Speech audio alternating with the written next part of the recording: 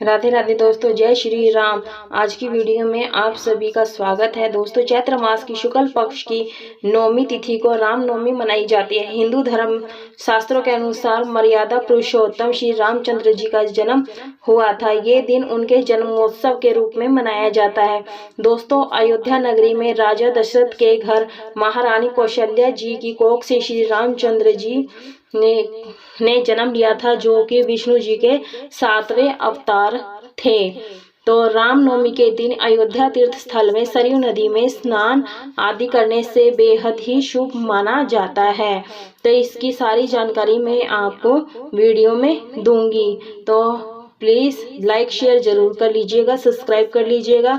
इसकी सारी विधि मैं आपको इस वीडियो में बताऊंगी। तो इस तरह से हमें पहले पटा बिछाना है। पटे पर हमने पीला वस्त्र बिछाना है, आसन बिछाना है और इस तरह से फूलों का आसन देते हुए श्री राम जी की फोटो या प्रतिमा को विराजमान करना है। अगर आपके पास फोटो नहीं है तो मूर्ति है, तो मूर्ति को पंचामृत से स्नान जरूर से कराएं, नहीं तो आप सिर्फ फोटो भी ले सकते हैं। अगर आपके पास रामलला की मूर्ति या विग्रह है तो आप उसे भी स्थापित कर सकते हैं यहाँ पर।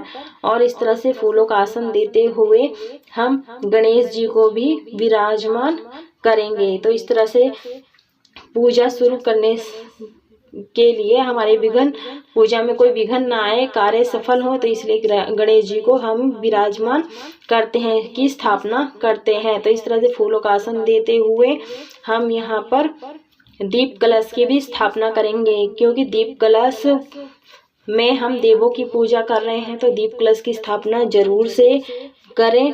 और यदि आप नहीं जा सकते हैं तीर्थ स्थल पर, तो घर पर ही नहाने वाले पानी में गंगा जल डालकर स्नान करें, या फिर सरयू नदी का जल लेकर भी आप स्नान कर सकते हैं, बेहद ही शुभ होता है। तो इस तरह से हम दीप कलश के ऊपर प्लेट में फूल रख देंगे, फूलों का आसन देंगे और दीपक को प्रज्वलित करेंगे। आप यहाँ घी का दीपक भी जला सकते हैं और तिली के तेल का भी रख सकते हैं। पुराणों के अनुसार श्री रामचंद्र जी का जन्म मध्य काल में हुआ था, तो इसलिए इस पूजन को मध्य काल में ही करना बेहद शुभ होता है। तो पूजा शुरू करने से पहले सबसे पहले हम अग्निदेव को प्रज्वलित कर लेते हैं, क्योंकि ये हमारे पूजा के साक्षी होते हैं। और सुबह के समय सिद्धिदात्री माता का पूजन किया जाता है। उसके बाद मध्य काल में श्री रामचंद्र जी का पूजन किया जाता है। अगर आपके पास श्री रामचंद्र जी का बाल स्वरूप है तो आप वो भी यहाँ पर विराजमान कर सकते हैं। तो इस तरह से हम चंदन रोली से तिलक कर देंगे सभी को। और फोटो है तो फोटो का भी पूजन कर सकते हैं। आप पूजन घर के मंदिर में भी कर सकते हैं और इस प्रकार से अलग से चौकी लगाकर भी हम पूजन कर सकते हैं। तो इस तरह से चंदन रोली श्री गणेश जी को लगा देंगे और हाथ में अक्षत और पुष्प लेते हुए सभी भगवान को आवाहन करेंगे कि आइए और हमारी पूजा में रहिए और हमारी पूजा स्वीकार कीजिए। तो ये हम कलश के पास छोड़ देंगे। तो इस तरह से जो ये कलश है हमारा वरुण देव जी हैं, तो इस तरह से हमें उन्हें स्थापित जरूर से करना है। और ये पुष्प हैं, दुर्वा है, जो भी आपके पास पुष्प हो वो आप गणेश जी को अर्पित कर सकते हैं। गुलाब का फूल मिल जाए तो बहुत ही अच्छा है, और गुड़हल का फूल मिल जाए तो बहुत ही अच्छा है, क्योंकि इनको अति प्रिय होता है। अब इस तरह से हम चंदन ले लेंगे। चंदन लेके हम राम दरबार में सभी को चंदन रोली से तिलक कर देंगे।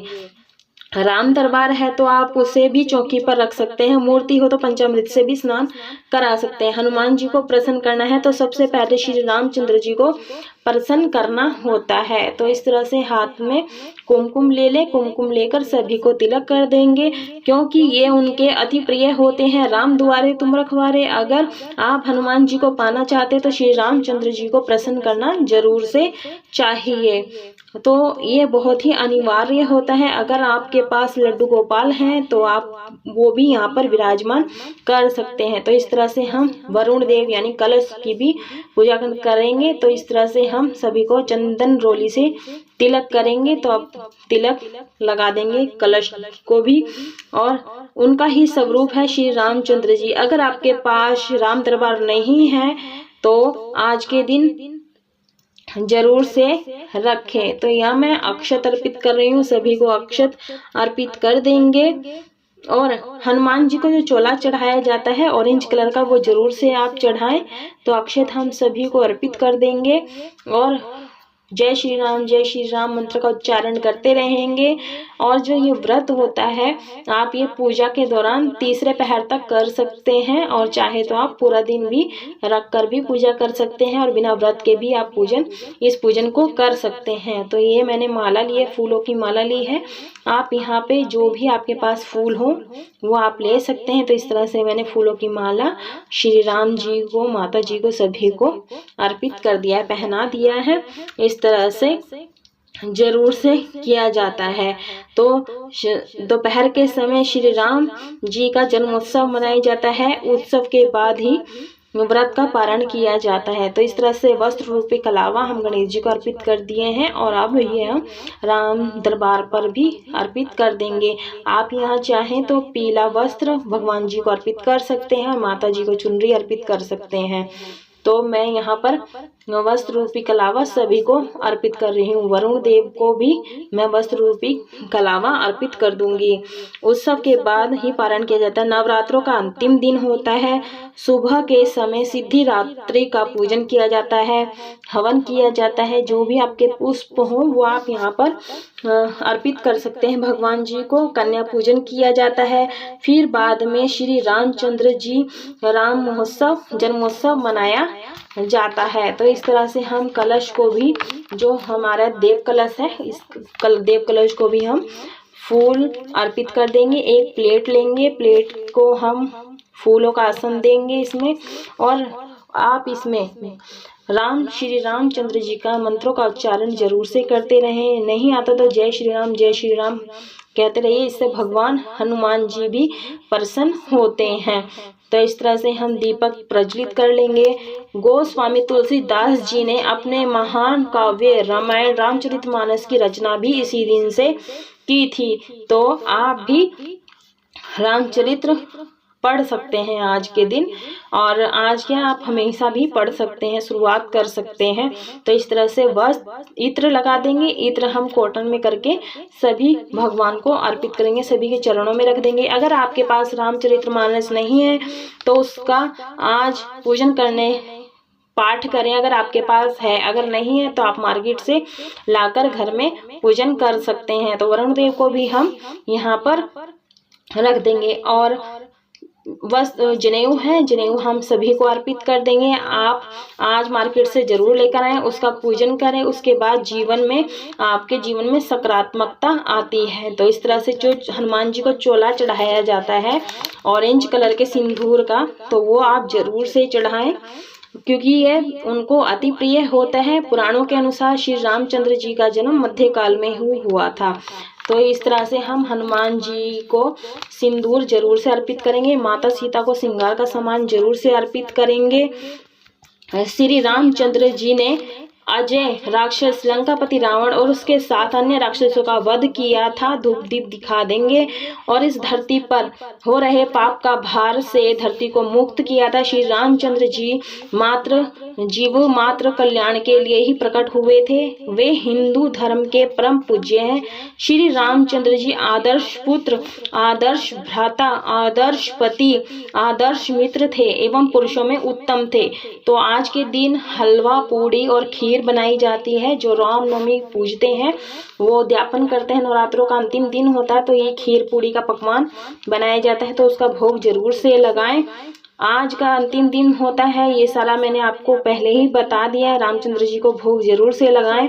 और गणेश जी को लड्डू अति प्रिय होते हैं। आप मोतीचूर के या बेसन के लड्डू जरूर से अर्पित करें, भगवान को भोग लगाएं और सभी को भोग लगाएंगे।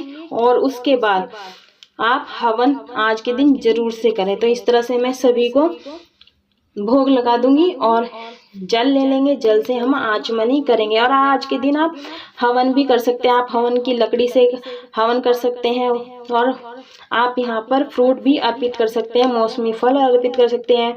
अग्नि में भोग लगाने से ये सीधे राम जी के पास, भगवान जी के पास पहुँच जाता है। आज के दिन श्री रामचंद्र जी रामायण का पाठ करें, रामचरितमानस का पाठ कर सकते हैं, सुंदरकांड का पाठ कर सकते हैं, बधाइयों का गीत गा सकते हैं, कीर्तन कर सकते हैं आज के दिन।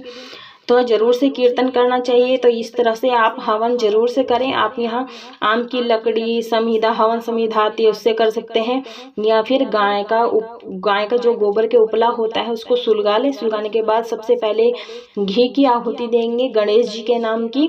उसके बाद नवग्रह के नाम की आहुति देनी है। जो हमने हलवा पूड़ी खीर ये बनाई है, इसको हम अग्नि में भोग लगाएंगे। कहते हैं कि अग्नि में भोग लगाने से ये हमारा भोग सीधा भगवान के पास चला जाता है। तो इस तरह से भोग जरूर से लगाएं।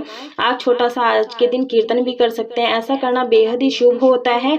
रामचंद्र जी का जन्मोत्सव है तो हर्षोल्लास के साथ मनाना चाहिए, और यह पूजन बिल्कुल सरल है। तो इस तरह से आप बिल्कुल सरल विधि से इस पूजा को कर सकते हैं। आप ये हर शुक्ल पक्ष की नवमी को हर महीने में भी कर सकते हैं। तो ये हमारी बिल्कुल सरल विधि थी। अगर आपको जरा सा भी अच्छी लगी हो तो कमेंट बॉक्स में जय श्री राम जय हनुमान जरूर लिखें, और अंत में हम कपूर से आरती करेंगे। अगर आपको गणेश जी की आरती आती है तो आप वो भी यहाँ पर आरती गाकर आरती कर सकते हैं। आरती हमेशा दोनों हाथ से ही करनी चाहिए। नहीं आती है आरती तो ओम गणपते नमः मंत्र का उच्चारण कर देना है।